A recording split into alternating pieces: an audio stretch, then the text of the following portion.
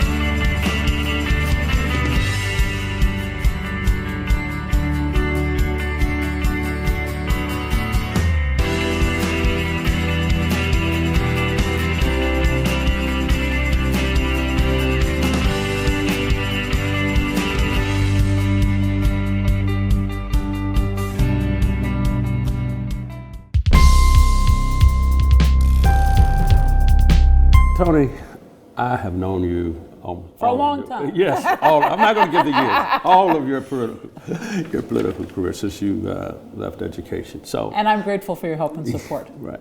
So here's the deal. You told me confidentially many years ago when I was urging you to run for mayor, and you said that wasn't the job you wanted. We are now, as you know, in a very tough situation in that office. What did you see years ago that made you think maybe that was not the job for Toni Preckwinkle? As you were in the city council, I guess had to watch it. So what motivated you to take a pass on that? Well, I think it's an extraordinarily difficult position given the demands on you. You're not only responsible for the operation of city government, but people hold you responsible for the quality of public education, quality of transportation through the CTA. The mayor appoints people to the housing authority. So it's not just city government, it's the whole constellation of other sister agencies for the city. And it's an extraordinarily difficult job. I loved being alderman. Being alderman is like being mayor of a small town. But I knew the challenges of it, and frankly, the magnitude of the jump between being alderman and mayor is just extraordinary. And the challenges are not simply the breadth, but the condition in which the city was. I mean, I knew then that we faced a lot of fiscal challenges. I didn't know, of course, the magnitude of those challenges, but not just the finances, but the pensions. It's a really difficult job to get your arms around. And while I loved being alderman, I didn't, at the time we spoke, think about being mayor. So you took on those in the establishment that thought that Todd Stroger should continue to be the president of the county board. You decided to run for that office. So when you got into the office, what did you find? Well, I'd been alderman for almost 20 years, and I loved the job. But it gotten to the point with the collapse of the economy that I couldn't do the things that I really loved, which was kind of community building and infill housing and CHA, Chicago Housing Authority Transformation Initiative. So I was looking for another challenge.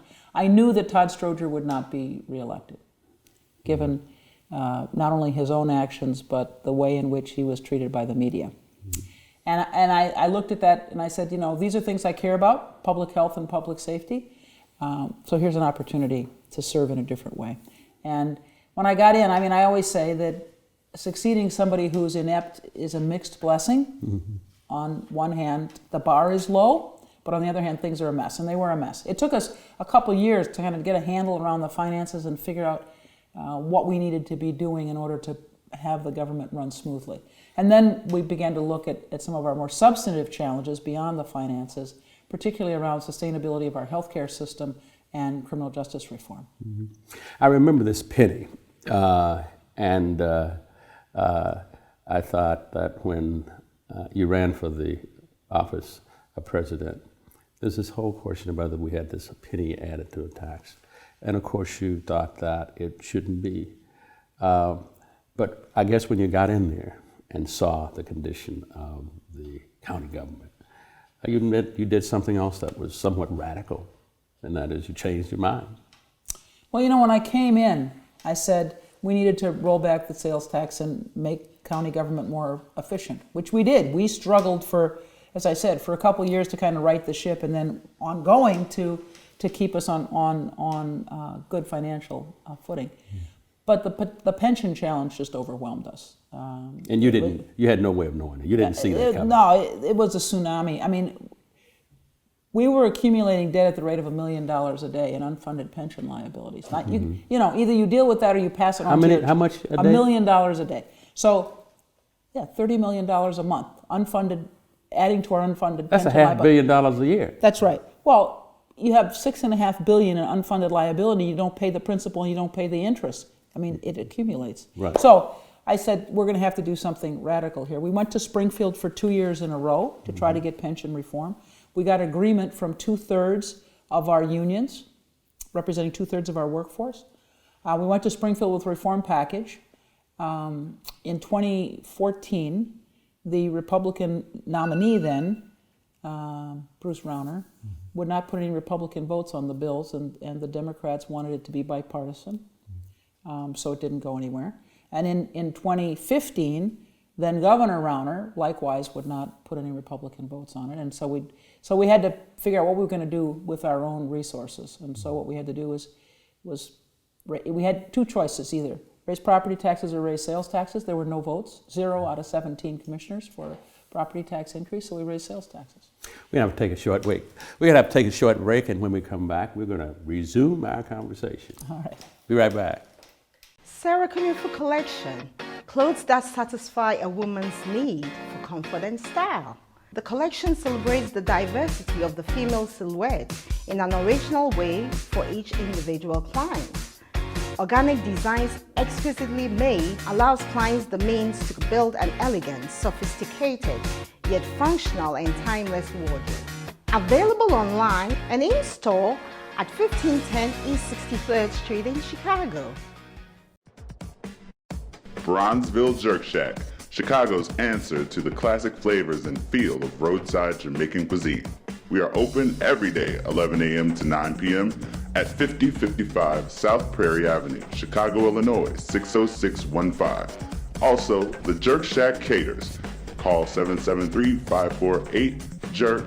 That's 773-548-5375 for more information. We're back with Toni Preckwinkle. So, Toni, tell me about this incredible, or tell us about this incredible election involving Kim Foxx. Well, I really didn't know Kim Foxx before I hired to be Deputy Chief of Staff, but she did really well at that job, and then when there was an opportunity, she became my Chief of Staff. She'd always, however, wanted to be State's Attorney. I came to understand that before I ever knew her, 4 years ago, she'd considered running, but her children were younger and her mother was not well. So she made it clear about December of 2015 that she was interested in this. And so we began to talk about it. And she left in August of 2015 to run for State's Attorney. And there were 3 candidates in the race, as you well know: the incumbent, Anita Alvarez, Donna Moore, who was an attorney for the gaming industry, and Kim. And our hope was that we could get to 40%. 40% of the vote. We figured the first candidate to get to 40% would win. And Kim, you know, smart and talented. She has a passion for the job and a vision for reforming criminal justice in Cook County. And of course, there were a lot of folks who were not happy with the incumbent, with good reason. I mean, I used to refer to Anita Alvarez's attitude toward the people who came into the courtroom as lock them up and hang them high. And you have to understand that the criminal justice system disproportionately impacts African Americans and Latinos. 25% of the population of the county is African American, 25% Latino, so that's 50%, but 86% of the people in our jail are black and brown. And black and brown communities get policed differently from white communities. It's not as if black and brown people are more likely to be criminals, their communities get policed differently. And you can see that reflected in the population of people that come into the criminal justice system. So it was one of the things that we made a priority when she was my Chief of Staff to work on, and actually in 2015 we secured some juvenile justice reforms supported with both Republican and Democratic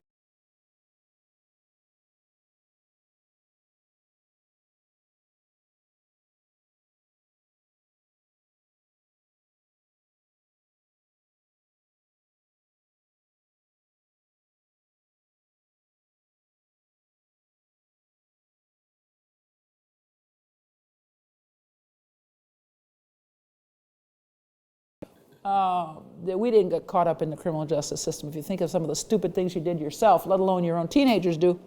So we changed the laws so that young people under 17 would, by and large, stay in the juvenile justice system, and only with an explicit order by a judge, a hearing by a judge, would 16 or 17-year-olds be sent to adult courts for crimes, and only for 3 crimes: for clearly murder, aggravated battery, or aggravated sexual assault. So we narrowed the number of crimes that would send young people to adult court and raised the age at which they might be sent there at a judge's discretion. You know, Toni, I want to go back to this incredible election. 40%, right? Because that was what we thought we needed to win, yes. And to show you how right you were wrong, how wrong you were. That's precisely what I said. That whoever gets to be, 40%, they're going to win. And Donna Moore was here to try to get us to help them. And I said that, well, if you get 40%, you'll win, right? Little did I know that the candidate that won, which happened to be an African American, happened to be Ken Fox, would win 2-1. What did you think about that? Well, I always thought that Kim was a smart and talented person and would be great at the job. And did you think she'd win 2-1? No, I have said, I said the day after election, when we started this, when she declared her candidacy, I wouldn't have bet a nickel that she would win 2-1. I was just hoping we'd win. Right. And I was really committed to her candidacy and worked very hard for her. And she worked very hard for herself. But people all across the county kind of stepped up to get engaged in the campaign. So it wasn't just a black victory in this particular instance. I mean, I think that most of us thought in the African American community or blacks that, oh well, this is an African American candidate. We're going to all consolidate. The police of Alvarez is not going to be the best person, and so we'll all crowd up and vote for Kim Fox. But that base just expanded and expanded and expanded. If you look at the city... Why did it happen that way? Because she was a great candidate and because people were really dissatisfied with the incumbent. If you think of the Laquan McDonald video and what it showed us about police misconduct and the willingness of the police to cover up that misconduct, because after all, it's not just that Jason Van Dyke allegedly, you see it on the video, shot Laquan McDonald 16 times, the first handful or more of shots in the back. Yes. And then as he lay dying on the street, more shots.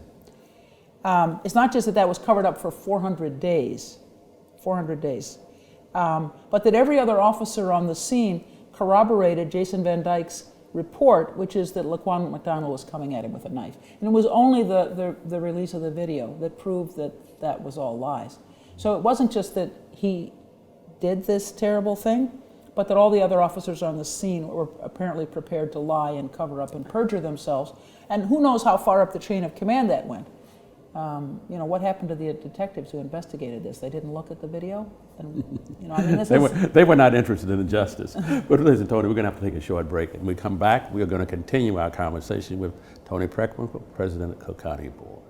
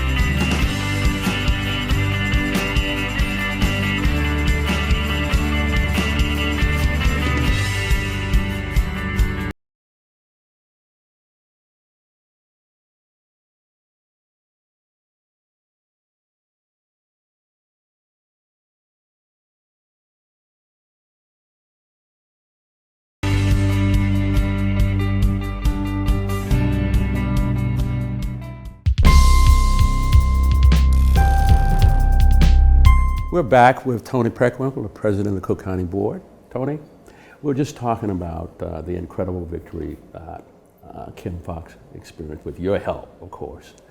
Help of a lot of good people. Well, you know, the paper said that it was Toni Preckwinkle Well, that did it. that's not quite true. A lot of good people all across the county worked hard for her, and she worked hard for herself. That's the truth. So this catalyst, if you will, with respect to the police and the misconduct of the police, recently reports have come out that said that this is a decades-long activity on the part of the police.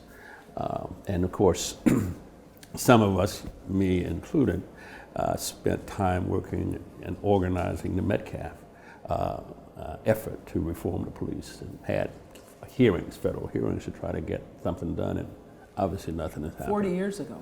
Yep. 1972, we issued the report.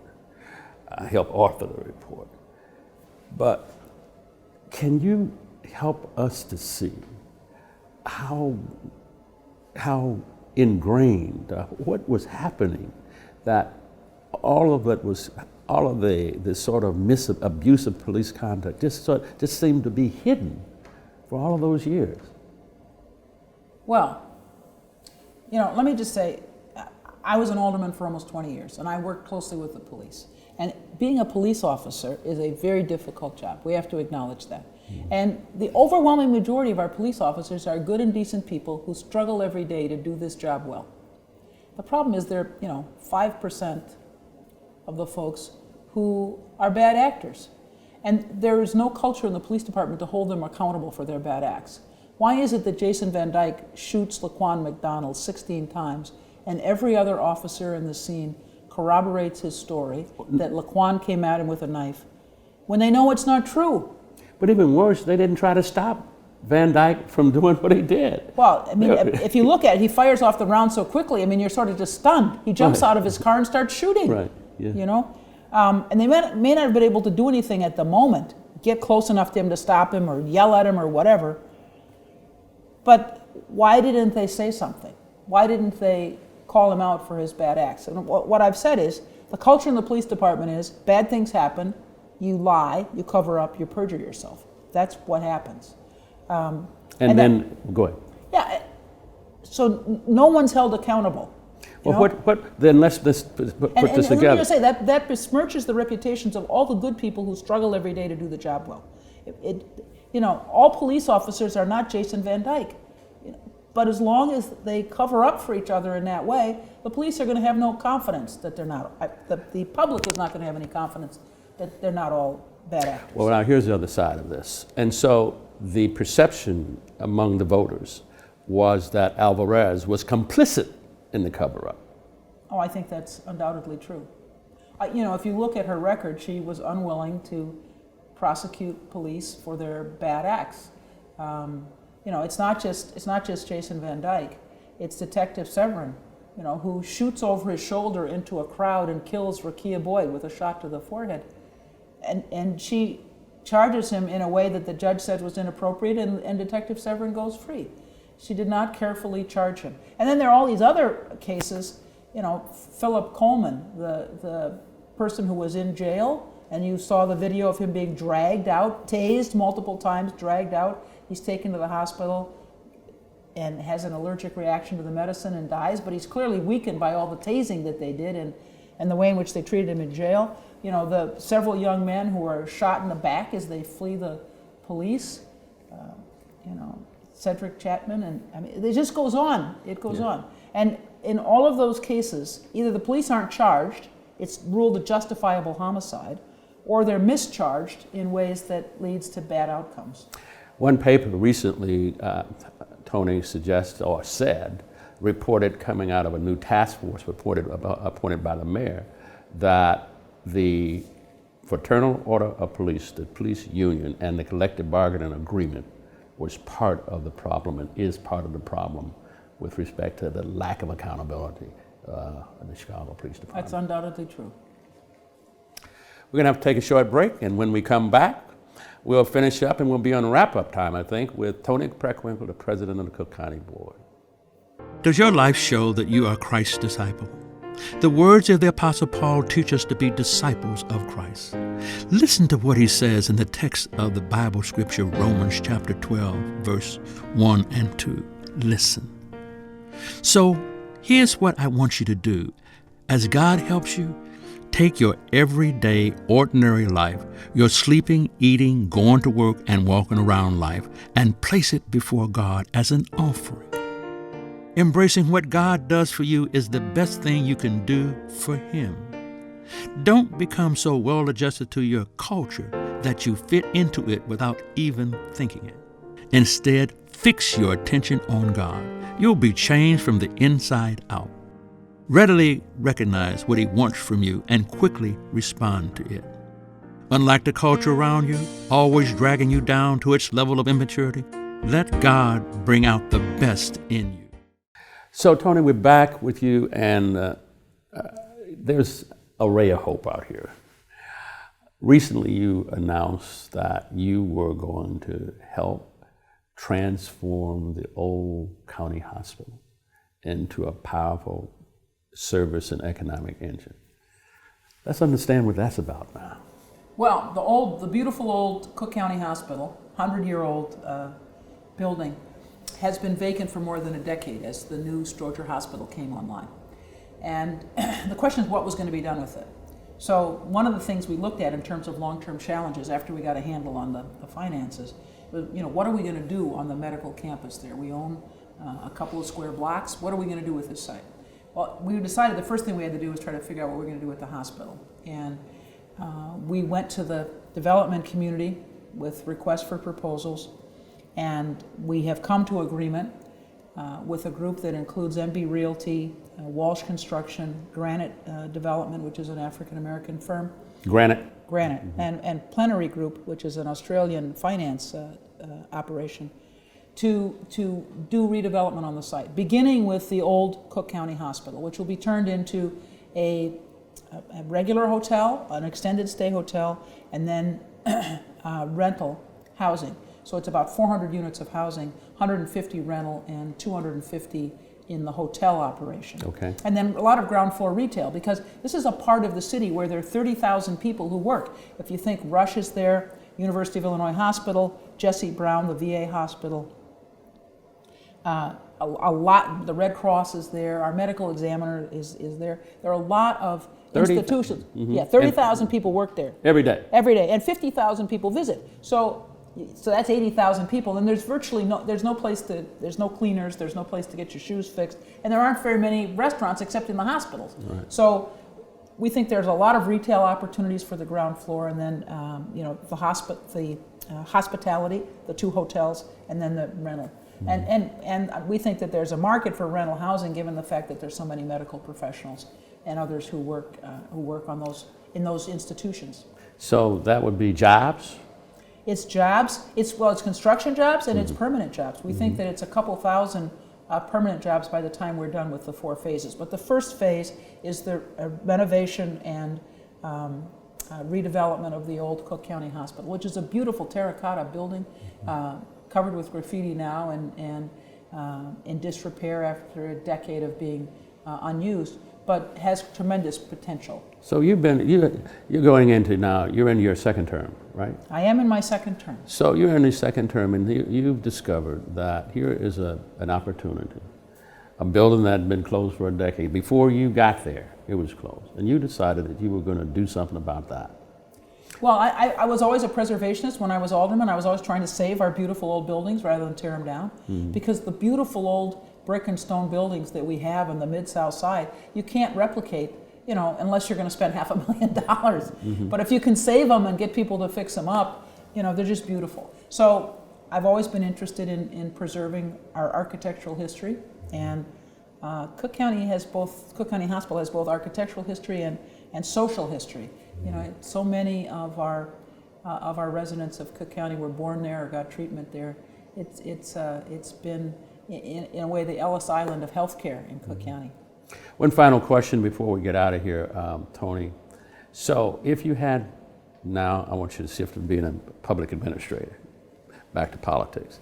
If you had to make a call as to who will end up being the Democratic nominee for president of the United States of America, running against Donald Trump or whomever, who would you think would end up being coming out of the convention in Philadelphia? Well, full disclosure, I committed in October of, 2014 to Hillary Clinton, and I'm a Clinton delegate, and I think she's the most qualified of all of the Democratic and Republican candidates for the job, having been the First Lady and a senator from New York and then Secretary of State. So she has both state experience and national experience and international experience. And smart as a whip. When Bill Clinton was first campaigning for president, I was invited to an event by my colleague, Alderman Joe Moore, who knew her personally, and she was kind of warming up the crowd as we waited for Bill Clinton to show up. And she gave a better speech than he did. she is a very smart lady. Yeah. So it's Hillary Clinton. Hillary Clinton. Well, listen, I want to thank you so much, Toni, for Thank you, joining Doc, with for us. inviting me.